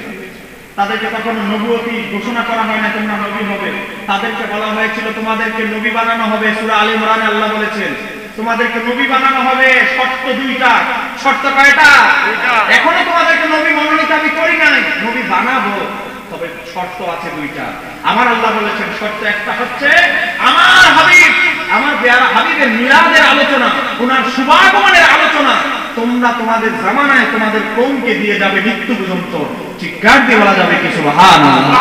2 নম্বর শর্ত হচ্ছে আমার নবী যদি তোমাদের জামানায় চলেও আসেন, তোমাদের নবুয়তি ক্যান্সেল, তোমাদের নবুয়তি শেষ। আমার নবীর প্রতি ঈমান আনতে হবে, আমার নবীকে তাজিম করতে হবে, আমার নবীজিকে সাহায্য করতে হবে। চিৎকার দিয়ে বলা যাবে কি সুবহানাল্লাহ। এটা 2 নম্বর মিটিং আমার আল্লাহ। এরপরে আসেন আদম আলাইহিস সালামকে যখন জান্নাতে বানানো হলো, জান্নাতে যখন আদম আলাইহিস সালাম থাকলেন, আদম আলাইহিস সালামের সামনে আদম আলাইহিস সালামের সন্তানদের মধ্যে যারা নবী হবেন, কেউ রাসূল হবেন, কার উপরে কি মর্যাদা, কার উপরে, কোন নবীর উপরে কোন নবীর মর্যাদা, এটা আমার আল্লাহ আদম আলাইহিস সালামের সামনে তুলে ধরলেন। সবাই বলেন না সুবহানাল্লাহ। মুসা আলাইহিস সালামের উপরে ইব্রাহিম আলাইহিস সালামের মর্যাদা, ঈসা আলাইহিস সালামের উপরে মুসা আলাইহিস সালামের মর্যাদা, এইভাবে কোন নবীর উপরে কোন নবীর মর্যাদা আমার আল্লাহ আদম আলাইহিস সালামের সামনে তুলে ধরলেন। তুলে ধরতে ধরতে যখন সব নবী রাসূল শেষ, বাকি আছে একজন। কথা বলেন বাকি আছে কয়জন? একজন। কথা বলেন বাকি আছে কয়জন? একজন। বুঝে যাবেন, এটা হাদিসটা গুরুত্বপূর্ণ, আপনারা বুঝলে একটা দলিলই আপনার জন্য যথেষ্ট হবে। সব নবীদের ফাজাইল শ্রেষ্ঠত্ব যখন আদম আলাইহিস সালামের সামনে তুলে ধরা শেষ হলো, বাকি আছে আমার আপনার নবী। এবার আদম আলাইহিস সালাম বলছেন, কলা হুজুর ফারানি নূরান সাতিয়া। আদম আলাইহিস সালাম বলছেন, বলেন আদম আলাইহিস সালাম কি মাঝে মাঝে মিথ্যা কথা বলে? না। বলে মিথ্যা কথা বলে? না। টাকা একটু পকেটে ভারী বলে? 60 দিনে 40টা জায়েজ নয়, বেদাত। যখন আবার আইয়ুব বাচ্চু সাহেবের 60 দিনে 40 বাৎসরিক প্রথমে দাওয়াত দেওয়া হয়, পকেট একটু হাদিয়া গরম হবে, সেটা আবার জায়েজ। এই ধরনের নজির আছে না নাই? কিছুদিন আগে ফেসবুকে আপনারা দেখেন নাই, পয়সা ওলারা দাওয়াত দিলে জায়েজ, ঠিক আছে, শুধু আপনারা গরিব মানুষ জানা, আপনারা দাওয়াত দিলে শুধু ফতোয়াটা আপনাদের উপরে আসে। কথা বলেন ঠিক কিনা? বলেন আদম আলাইহিস সালাম নবীরা কি মিথ্যা কথা বলে? কখনো বলেছে? এবার আসেন হযরত আদম আলাইহিস সালাম বলছেন, ফারানি নূরান সাতিয়া, আমি একটা উজ্জ্বল নূর দেখলাম। সবাই বলেন না সুবহানাল্লাহ। সুবহানাল্লাহ। মাটি দেখছে? বলেন মাটি দেখেছে? আগুন দেখেছে? বলেছেন আমি একটা উজ্জ্বল নূর হিসাবে দেখলাম, একটা উজ্জ্বল নূর। তখন আদম আলাইহিস সালামের দিলের মধ্যে প্রশ্ন জাগলো, আল্লাহ আমি তো 1,24,000 নবী রাসূলদেরকে দেখলাম, কিন্তু কারো শান্ত নূর হিসাবে দেখলাম না। কিন্তু এই যে নূর, তাহলে অবশ্যই অন্য আম্বিয়া কেরাম নবী রাসূলদের থেকে ওনার মর্যাদা মাকাম আলাদা, ভিন্ন। চিৎকার দিয়ে বলা যাবে কি সুবহানাল্লাহ। তখন আদম আলাইহিস সালাম দুটো হাত উত্তোলন করলেন। হুজুর এখানে সাক্ষী আছে। হুজুর আদম আলাইহিস সালাম ফকাল, আদম আলাইহিস সালাম বললেন, ইয়া রাব্বি মান হাযা। আদম আলাইহিস সালাম বললেন, হে আমার রব, মান হাদা, আসমাউল ইশারা হাদা শব্দ ব্যবহার করা হয়েছে।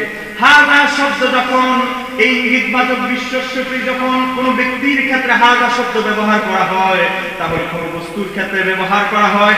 হাদা শব্দটা করিব নিকট অর্থে ব্যবহার হয়, তাহলে বোঝা গেল আদম আলাইহিস সালাম যখন জান্নাতে ছিলেন তখন আমার নবী ছিলেন, এই কারণে হাদা শব্দ আদম আলাইহিস সালাম ব্যবহার করেছেন।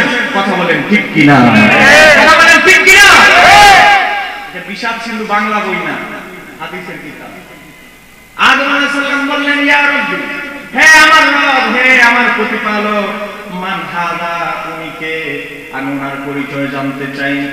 আমার আল্লাহ এবার আমার আল্লাহ উত্তর দিচ্ছেন, বলেন আমার আল্লাহর কথার মধ্যে কি কোনো আর সন্দেহ আছে? আমার আল্লাহর কথার পরে কি আর কোনো ফয়সালা জানার আমাদের আর দরকার আছে? আমার আল্লাহর ফয়সালার পরে কি কোনো মোল্লা মৌলবীর ফয়সালাতে আমাদের দিকে যাওয়ার কোনো দরকার আছে? এবার আমার আল্লাহ আদম আলাইহিস সালামের প্রশ্নের জবাব দিচ্ছেন।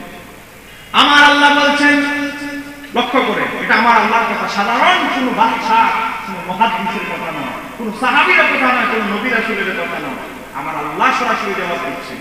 আদম আলাইহিস সালাম যখন বললেন, ইয়া রাব্বি মান হাদা, হে আমার রব, উনি কে? আমি ওনার পরিচয় জানতে চাই, ওনার বিস্তারিত পরিচয় আপনি তুলে ধরুন, ওনার সম্মান।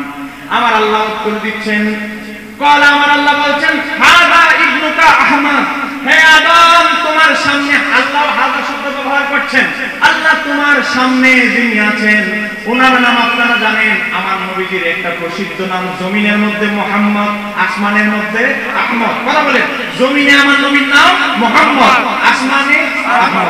এটা যেহেতু আসমানি ঘটনা, জান্নাতের ঘটনা, আমার আল্লাহ পরিচয় করা দিচ্ছেন। কল, আমার আল্লাহ বলছেন, হাদা ইবনুকা আহমদ, হে আদম, তিনি তোমার বনি আদমের মধ্যে আসবেন, ওনার নাম হলো আহমদ সাল্লাল্লাহু আলাইহি সাল্লাম।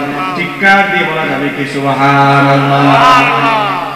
শুধু এখানেই শেষ নয়, আমরা বলে শুধু নবীজির সম্মান নিয়ে পাগল হয়ে গেছি, বেদাতি, আমাদের বেদাতি দিতে হবে। দেখো, আদম আলাইহিস সালাম প্রশ্ন করছেন একটা, উনি কে? উত্তর দিছে শেষ, আহমদ সাল্লাল্লাহু আলাইহি সাল্লাম। কিন্তু আমার আল্লাহ বলে, না, আমার হাবিবের পরিচয় তুমি জানতে চেয়েছো, এতটুকুতেই যদি আমি আল্লাহ জবাব দেওয়া শেষ করে দিই, আমার হাবিবের শানকে তুচ্ছ করা হবে। আমার আল্লাহ তারপরে বলছেন, হুজুর আছেন, হুয়া আউয়ালু, আমার আল্লাহ বলছেন হুয়া আউয়ালু ওয়াল আখির, তিনি বলছেন, আমার আল্লাহ বলছেন, উনি আমার হাবিব মুহাম্মদ সাল্লাল্লাহু আলাইহি সাল্লাম, তিনি হচ্ছেন সৃষ্টির মধ্যে, এই কুল কায়নাতের মধ্যে প্রথম সৃষ্টি। সবাই বলেন না সুবহানাল্লাহ? কে বলতেছে? আল্লাহ। আর জোরে বলেন, কে বলছে? আল্লাহ। আল্লাহর কথার মধ্যে কোনো সন্দেহ আছে? না। হুয়া আউয়ালু, হে আদম, তুমি জেনে নাও, তিনি হচ্ছেন এই কুল কায়নাতের মধ্যে সৃষ্টিতে প্রথম। তারপরে আবার বলছেন, ওয়াল আখির, নবীদের মধ্যে প্রেরণার দিক দিয়ে তিনি সবার শেষে দুনিয়ায় আসবেন। চিৎকার দিয়ে বলা যাবে কি সুবহানাল্লাহ? তাহলে আমার নবী যে শেষে আসবেন, এই পরিকল্পনা সাজিয়ে রেখেছেন কে? আল্লাহ। কে? আল্লাহ। আমার নবীজির আগমন কিভাবে হবে, নবীজির খাদেম কয়জন হবে, কি হবে কয়জন, সাহাবী কয়জন হবে, সাহাবীরা কারা হবে, এবং কোন শহর আমার নবীজির জন্য পারফেক্ট, এই সব কিছু পরিকল্পনা করে রেখেছেন কে? আল্লাহ। কে? আল্লাহ। তিনি এমন সাধারণ কোন নবী নন, যে নবীর জন্য ইব্রাহিম আলাইহিস সালাম হচ্ছে আমার নবীর পরে সমস্ত নবী রাসূলদের মধ্যে সর্বশ্রেষ্ঠ। তা ওনার মতো জলিল পদর নবী আমার নবীর আগমনের জন্য আল্লাহর দরবারে দোয়া করে, তাহলে আমার নবীর সম্মান কি ছোট? না। অন্য নবীদের চেয়ে কম? না। কথা বলেন, কম? না। আমার বাবারা, ভাইয়ারা, শুধু এখানেই শেষ নয়। দেখেন, আমার আল্লাহ আমার নবীর সম্মান আদম আলাইহিস সালামের কাছে তুলে ধরছেন, সাধারণ কোন মোল্লা মানুষের কাছে নয়, মোল্লা মৌলবীদের কাছে নয়, একজন নবী যিনি আমাদের আদি পিতা বাবা আদম, ওনার সামনে তুলে ধরছেন। আমার আল্লাহ আরো বলছেন, হুয়া আউয়ালুশ শাফি, কিয়ামতের ময়দানে ওই কঠিন মুসিবতের সময় তিনি হবেন সর্বপ্রথম শাফাআতকারী। চিৎকার দিয়ে বলা যাবে কি সুবহানাল্লাহ? সুবহানাল্লাহ। একটা জিনিস লক্ষ্য করো, সেটা হলো কি, এখানে কতগুলো বিষয় সাব্যস্ত হচ্ছে। এক নাম্বার প্রমাণ হচ্ছে আমার নবীজি আদম আলাইহিস সালামের সময় জান্নাতে ছিল। কথা বলেন ঠিক কিনা? আদম আলাইহিস সালাম আমার নবীজিকে নূর হিসাবে দেখেছেন। কথা বলেন ঠিক কিনা?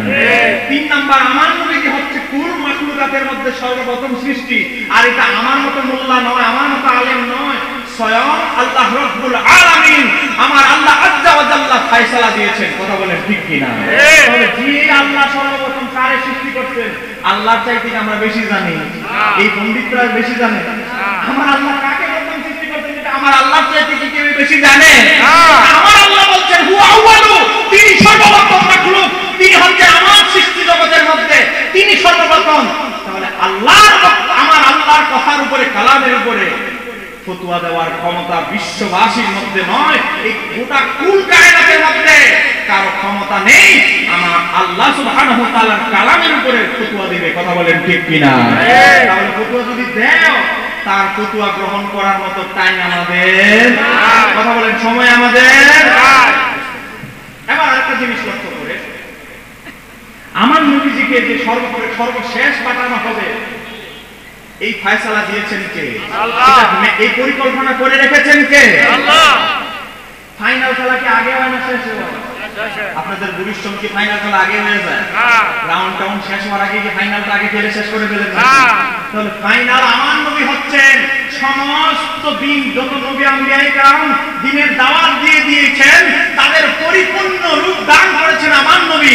এজন্য ফাইনাল খেলা যখন শেষে হয় আমার নবীজিকে সর্বশেষে প্রেরণ করা হয়েছে। এটা আমার আল্লাহ বহু আগেই যখন আদম আলাইহিস সালাম জান্নাতে আছেন তখনই সেই পরিকল্পনা আদম আলাইহিস সালামের সামনে ফাঁস করে দিয়েছেন, বলে দিয়েছেন। কথা বলেন ঠিক কি না? আরেকটা পয়েন্ট লক্ষ্য করেন, সেই পয়েন্টটা কি? এখনো আদম আলাইহিস সালাম পৃথিবীতে আসেন, ওনার সন্তানাদিও সৃষ্টি হয় না। তারা কবরে যাবে, মারা যাবে, কবরে যাবে, দাফন হবে, মারা যাবে, তারপরে কিয়ামত হবে, দাজ্জাল আসবে, ঈসা আলাইহিস সালাম আসবে, কিয়ামত হবে, তারপরে হাসরের ময়দানে আমরা উঠবো, তারপরে আসবে শাফাআতের ফাংশন। কথা বলেন ঠিক কি না? তারপরে আসবে শাফাআতের প্রয়োজনীয়তা। কিন্তু এখনো আদম আলাইহিস সালাম জান্নাতে আছেন, এখনো বনি আদম সৃষ্টি হয় নাই। সেখানে এত হাজার হাজার বছর আগে আমার আল্লাহ ফয়সালা করে রেখেছেন আমার হাবিব, আমার বন্ধু হাসরের ময়দানে সর্বপ্রথম শাফাআতকারী হবেন। চিৎকার দিয়ে বলা যাবে কি সুবহানাল্লাহ? এই সব পরিকল্পনা করে রেখেছেন কে? আল্লাহ। বলেন কে? আল্লাহ। আমার আল্লাহ এত নবীর সম্মান মনে করছে তো আল্লাহ বিরুদ্ধে ফতোয়া দেন। আমরা নবীর সম্মান রবিউল আউয়াল মাসে একটু বেশি বলি, এজন্য ওনাদের খায়জমা গরম হয়। তাহলে আমার আল্লাহ যে এগুলো সম্মান বলতে শুধু বলতে আছে। আদম আলাইহিস সালাম সওয়াল করতেন একটা, আমার আল্লাহ উত্তর দিলেন, আমার নবীর শান বর্ণনা করলেন কতগুলো। বলেন আমার আল্লাহ যদি আমার নবীকে ভালোবাসতে পারে তাহলে আমরা বাসলে কি দোষ? কথা বলেন আমাদের নবীকে ভালোবাসার দরকার আছে না নাই? বুখারী শরীফ কত? বুখারী শরীফে তো প্রথমে শুরুতে 7 পৃষ্ঠায় আছে কুবুরাসুল মিনাল ঈমান, নবীকে ভালোবাসার নাম হচ্ছে ঈমান। সবাই বলেন না সুবহানাল্লাহ? সুবহানাল্লাহ। নবীকে ভালোবাসার নাম ঈমান। ইমাম বুখারী পরিচ্ছেদ কায়েম করেছেন। তো কি বুখারী পড়ো? বুখারীর প্রথম হাদিসই পড়ো না। আমি বিভিন্ন জায়গায় উত্তরবঙ্গ, দক্ষিণবঙ্গে, রাজশাহী বিভিন্ন জায়গায় যখন যাই, এই যে আগামী মাসের 30 তারিখ আমার একটা গুরুত্বপূর্ণ প্রোগ্রাম খুলনা একদম সদরে আয়োজন করা হয়েছে। পুরা আহলে হাদিস চারদিকে শ্রোতাদের মধ্যে হয়তো মনে হয় 10% থাকবে হানাফি, 90% হলো বুঝনিত। সেখানে যাব আমি। ওই জায়গার লোককে বলেছি আপনারা যদি আমাকে নিরাপত্তা দিতে পারেন, আমার জবান যদি খোলা থাকে, আমি 15-20টা কিতাব নিয়ে যাবো, গাড়ি দিয়ে যাবো, যেহেতু যাবো কিতাবগুলো টেবিলে থাকবে, আমি সেগুলো থেকে আমি প্রমাণ দেব। শুধু সেগুলো নয়, বুখারী শরীফের প্রথম রাবী হাদাসানা হুমায়দি ইন্নামা আমালু বিনিয়াতের হাদিসের রাবী বুখারী শরীফে শুরু হয়েছে যার নাম দিয়া, ওনার নাম হচ্ছে ইমাম হুমায়দি, হাদাসানা হুমায়দি, ইমাম বুখারীর প্রধান ওস্তাদ। তিনি ছিলেন শাফি মাযহাবের অনুসারী। সবাই বলেন না সুবহানাল্লাহ? তাহলে বুখারী শরীফের প্রথম যে রাবী ব্যক্তির নাম, তিনিও মাযহাব মানত। আর তুমি বুখারী শরীফের নাম দোহাই দিয়ে আজকে মাযহাবের বিরুদ্ধে কথা বলো। তুমি কি বুখারী শরীফ জানো? তুমি তো বুখারী শরীফ শুরু হওয়ার আগে যার নাম দিয়ে শুরু হয়েছে তাকে তুমি মানো না। তুমি কিসের বুখারী শরীফ মানো? কথা বলেন ঠিক কিনা? কথা বলেন ঠিক কিনা? আজকে মাযহাবের বিরুদ্ধে কথা বলা হচ্ছে, ইমাম আবু হানিফার কথা বলা হচ্ছে। ইমাম আবু হানিফার জোতার খোলার সমান তুমি হতে পারবে না। কথা বলেন ঠিক কিনা? কিতাবের নাম রুদ্দুল মুতার, এই যে ফতোয়া শামী, প্রথম খণ্ড 92 পৃষ্ঠা। কথা বলেন প্রথম খণ্ড কয় পৃষ্ঠা? 92 পৃষ্ঠার মধ্যে ইমাম আবু ইউসুফ বলেন, আমাকে ইমাম আবু হানিফা রাহমাতুল্লাহ আলাইহি ইন্তিকালের আগে বলেছেন, আপনি যখন 99 বার আল্লাহকে স্বপ্নে দেখেছেন, সবাই বলেন না সুবহানাল্লাহ। কয়বার? 99 বার যখন দেখলেন, বললেন আমি আল্লাহর কাছে প্রার্থনা, আবু ইউসুফ তুমি মনে রাখো আমি আল্লাহর দরবারে শুকরিয়া আদায় করব, যদি 100 বার পূর্ণ হয় আমি আমার আল্লাহকে দেখা। সবাই বলেন না সুবহানাল্লাহ। আবু ইউসুফকে বলতে তিনি ওই রাত্রি আমার আল্লাহর সাথে দিদার হলো। আমার আল্লাহকে বললেন, আল্লাহ হাসরের ময়দানে এই সূর্যের তাপ থেকে বাঁচার জন্য একটা আমল শিখায় দিই, যেটা দিয়ে মানুষ আপনার বান্দা নাজাত পাবে, মুক্তি পাবে। তখন একটা দোয়া শিখিয়ে দিলেন। আমার বাবারা ভাইয়া, তাহলে বলেন ইমাম আবু হানিফা আল্লাহকে 100 বার যদি দেখতে পারেন, তাহলে কি ইমাম আবু হানিফা কোরআন হাদিস কম জানতো? না। বলেন আমাদের চাইতে কম জানতো? না। কথা বলেন কম জানতো? না। ফতোয়া দিতে আসছে ইমাম আবু হানিফা। ইমাম আবু হানিফার যদি 1000 ওস্তাদ থাকে, আল্লামা বদরুদ্দিন আইনি উল্লেখ করেছেন, যদি 1000 ওস্তাদ থাকে, আরো বেশি ওস্তাদের কথা বর্ণনা করেছেন, 1000 ওস্তাদ থেকে যদি 100 হাদিস করে বর্ণনা করে, তাহলে 1 লক্ষ হয়ে যাবে। কথা বলেন ঠিক কি না? তুমি 1 লক্ষ কাকে বলা হয়? 1 লক্ষ হাদিস যারা জানে তাদেরকে একটা পরিভাষা আছে, হাফিজুল হাদিস। এই যে হাফিজুল হাদিসের উপরে শুধু আলাদা জীবনী গ্রন্থ আছে। ইমাম যাহাবী কিতাব লিখেছেন তাবাকাতুল হুফাজ, তাসকিরাতুল হুফাজ, মানে হাফিজুল হাদিসদের জীবনী। উনি 1155 লোকের জীবনী তুলে ধরেছেন। সব রাবীদের আনে নাই, মুহাদ্দিসের আনে নাই। যাদের সিনার মধ্যে 1 লক্ষ কমপক্ষে নিম্নে 1 লক্ষ হাদিস সনদ সহ মতন সহ মুখস্থ, তাদেরকে বলা হয় হাফিজুল হাদিস। এর মধ্যে ইমাম আবু হানিফাকে প্রথম সারির হাফিজুল হাদিসদের মধ্যে গণ্য করেছেন ইমাম যাহাবী। তিনি হানাফি মাযহাবের আলেম নয়, হাম্বলি মাযহাবের আলেম। আপনারা বলেন একজন হাম্বলি মাযহাবের আলেম যদি ইমাম আবু হানিফাকে এই সম্মান দিতে পারে, এই লামাযাবিদের থেকে ইমাম আবু হানিফার সম্মান আমাদের আশা করার দরকার। কথা বলেন ঠিক কি না? তুমি কি বলেন? ইমাম আবু হানিফার যুগে 2 জন বিখ্যাত আলেম ছিল। একজন হচ্ছে সুফিয়ান সাউরি, আর একজন হচ্ছে ইমাম মালিক।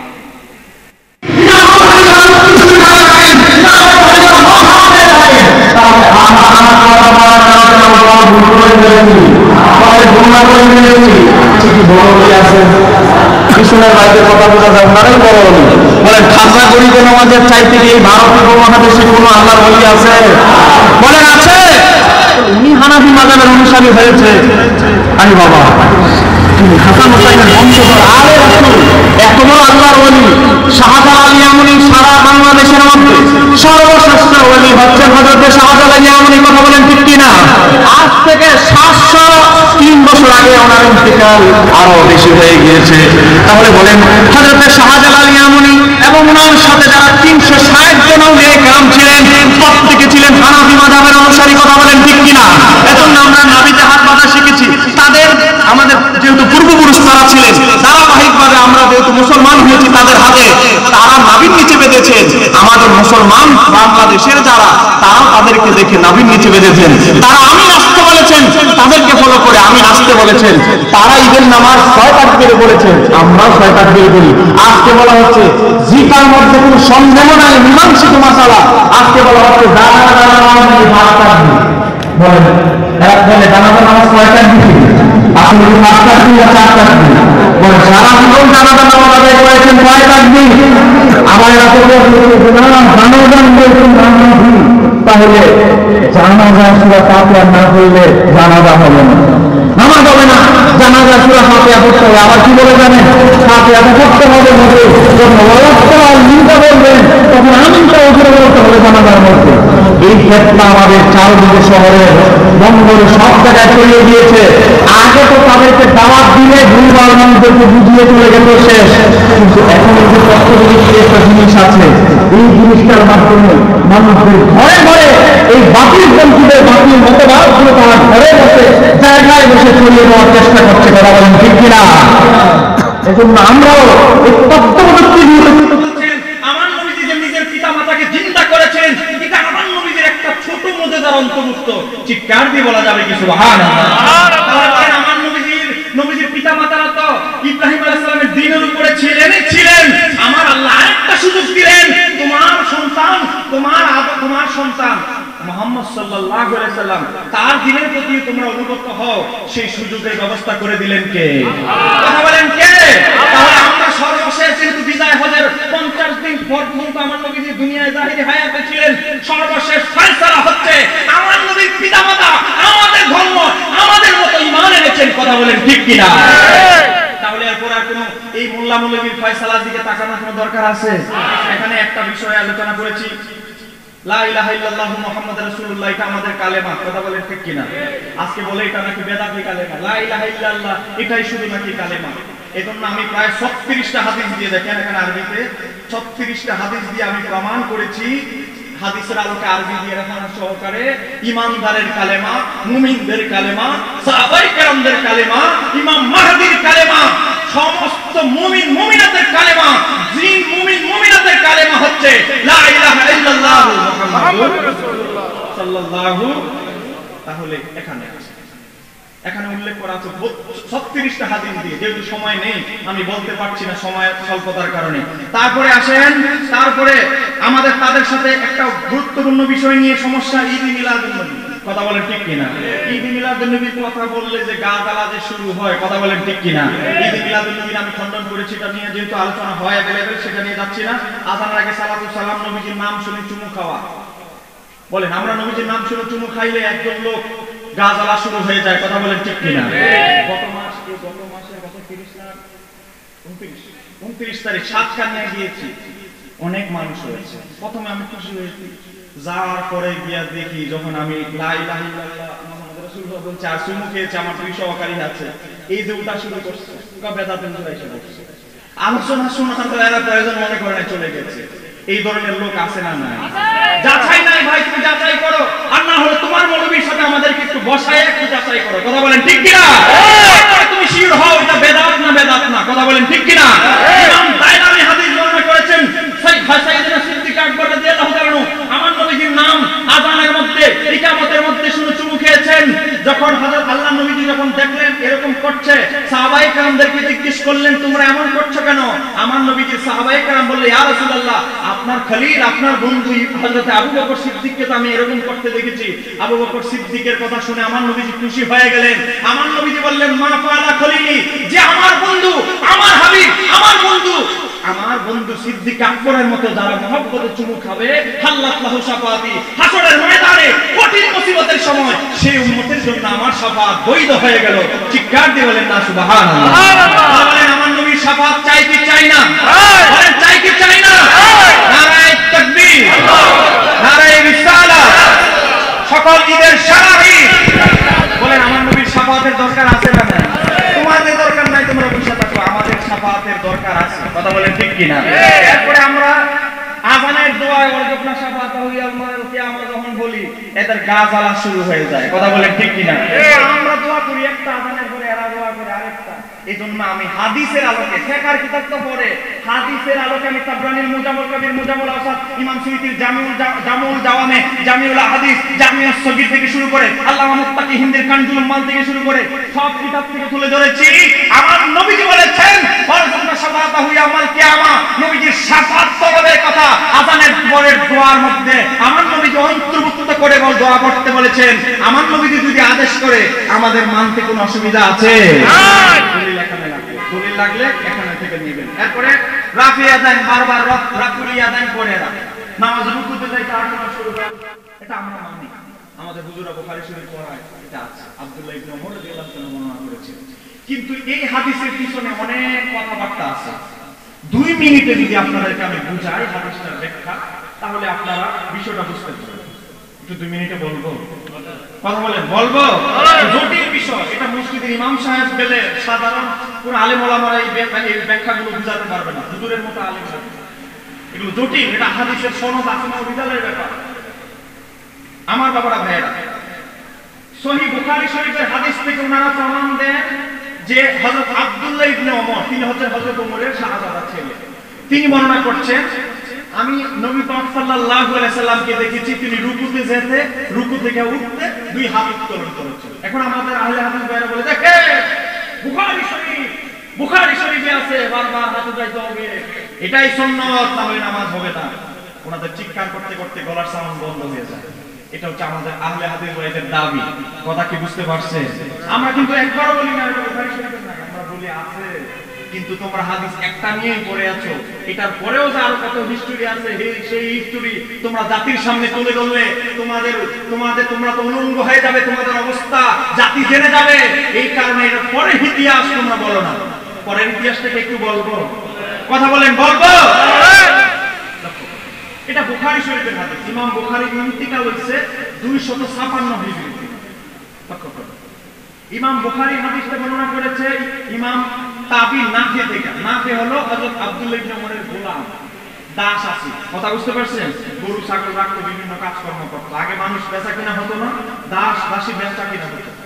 হযরত নাফি ছিল হযরত আব্দুল্লাহ ইবনে ওমরের গোলাম, দাস। ইমাম বুখারীর ইন্তিকাল হলো কত? 256 হিজরি। এখন চলে 1443, 256। আমি যে বলেছি সর্বপ্রথম আলোচনা শুরুতে বুখারী শরীফের প্রথম রাবী ইমাম হুমায়দি, হাদাসানা হুমায়দি।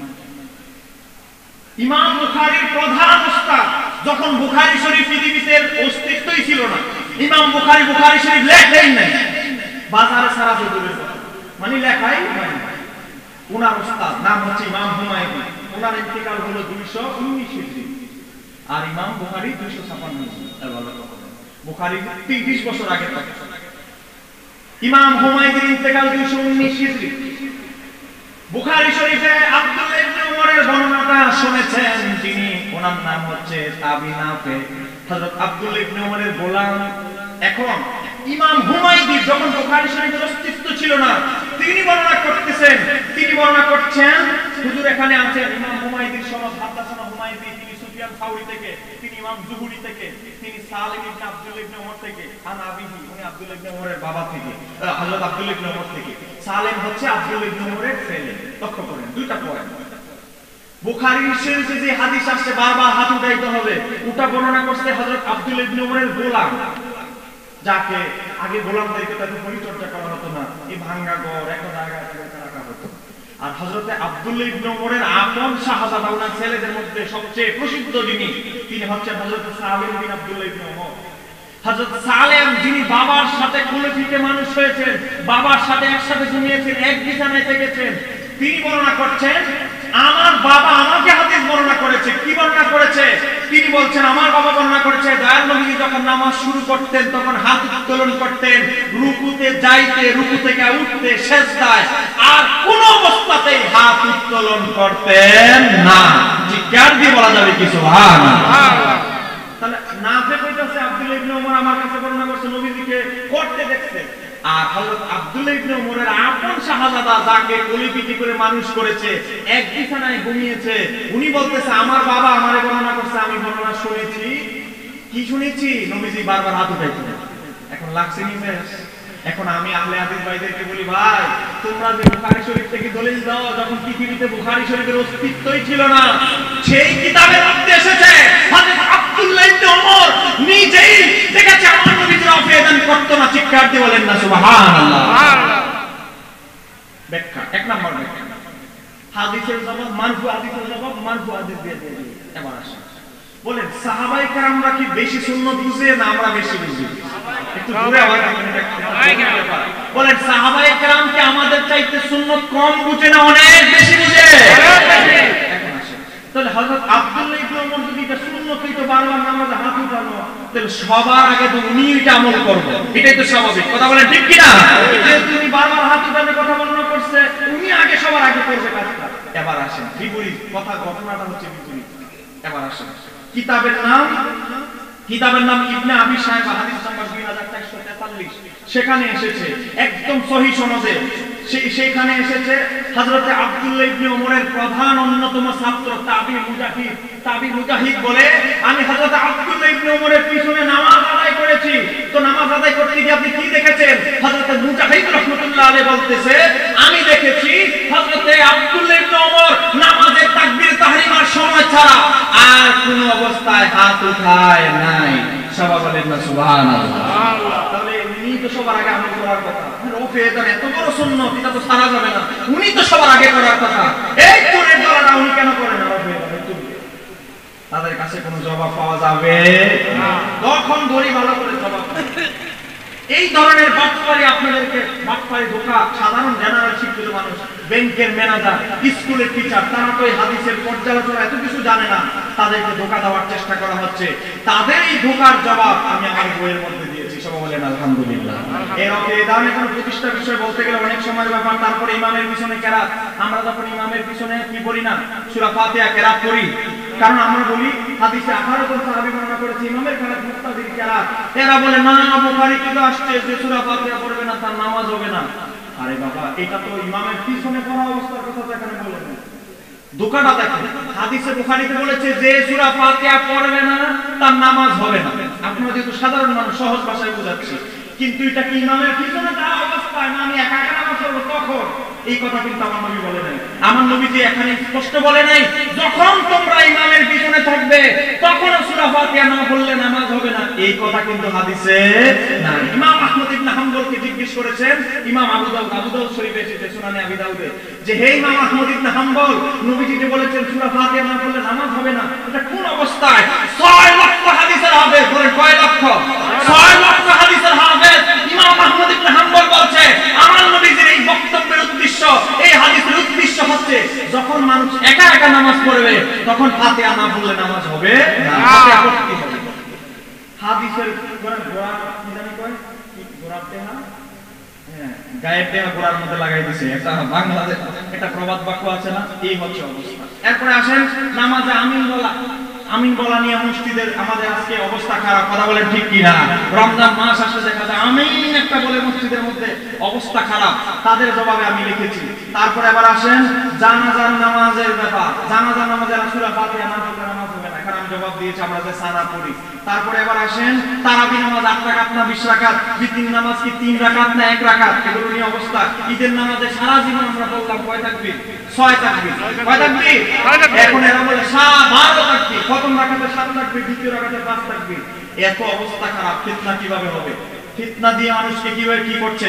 জুমার নামাজের আগে 4 রাকাত সুন্নাত পড়ি বলে এটা জয়ীফ হাদিস, বেদাত, এটা আমল করা যাবে না। হ্যাঁ, জুমার পরে 4 রাকাত সুন্নাতের কথা হাদিসে আছে, জুমার আগে 4 রাকাত নাই। আমি 1 ডজন হাদিস দিয়েছি জুমার আগে কাবলাল জুমা যেটা 4 রাকাত আছে এটা হাদিস দ্বারা প্রমাণিত। আমার নবী নিজেই কাবলাল জুমা করেছেন, সবাই বলেন না সুবহানাল্লাহ। তারপরে আরেকটা মাসালা, এটা ফয়সালাকৃত মাসালা। আপনারা জানেন গরু, মহিষ, উটের মধ্যে, গাভীর মধ্যে আমরা কমপক্ষে 7 জন পর্যন্ত সর্বোচ্চ শরীক হতে পারি। কথা বলেন ঠিক কি না? বলে যে না একটা পশুতে একজনের বেশি শরীক হওয়া যাবে না, এমন কোন হাদিস, ওই বক্তার নাম বলতে চাই না, এমন কোন হাদিস আমি খুঁজে পাই নাই। লুঙ্গি একটা পরে রাজশাহী থেকে এক কালো, চেহারা দেখলে বোঝা যায় নবীর দুর্বল। কথা বলেন ঠিক কি না? নবীর দুশমন চেহারা দেখলে বোঝা যায়, সে বলে এমন কোন হাদিস নাকি পায় নাই। অথচ মুসলিম শরীফে হাদিস আছে, হযরত জাবের রাদিয়াল্লাহু তাআলা বর্ণনা করেছেন আমরা নবীজির সাথে যুদ্ধে ছিলাম, আমরা উটের মধ্যে 7 জন, হ্যাঁ উটের মধ্যে 7 জন শরীক হয়েছে আমরা। হ্যাঁ, অন্য হাদিস এসেছে গরুর কথা এসেছে, গরুর মধ্যে 7 জন শরীক হয়েছে। তাহলে আজকে এরা ফতোয়াতে কুরবানি নাকি হবে না, তাহলে যুগ ধরে যে এত কুরবানি হয়েছে তাদের ফতোয়া অনুসারে সব কুরবানি কি হয়েছে? বেঁচতে গেছে। তাহলে বলেন এই সমস্ত ধোঁকাবাজদের থেকে আমাদের বাঁচতে হবে কি হবে না? এজন্য 20 কপি মাত্র 20 কপি বই আছে, এখানে অনেক মানুষ চাইলে আপনারা 20 জন ব্যক্তি 100 টাকা এই বইটা ছাপাইতে হুজুরে জানে, এমন পেপার দিয়ে 320 টার একটা বই ছাপাইতে কয় টাকা যাবে? 100 টাকা। এটা কত টাকা লাভ হবে এটা হুজুর ভালো করে জানে, প্রিন্টিং সম্পর্কে হুজুর খুবই ভালো জানে, যেহেতু হুজুরের অনেকগুলো বই বের হয়েছে। এখান থেকে আমার 15-20 টাকা লাভ হবে, 20 টাকা নিয়ে আমি কোটিপতি হব না, কিন্তু আমার লেখাটা যদি আপনারা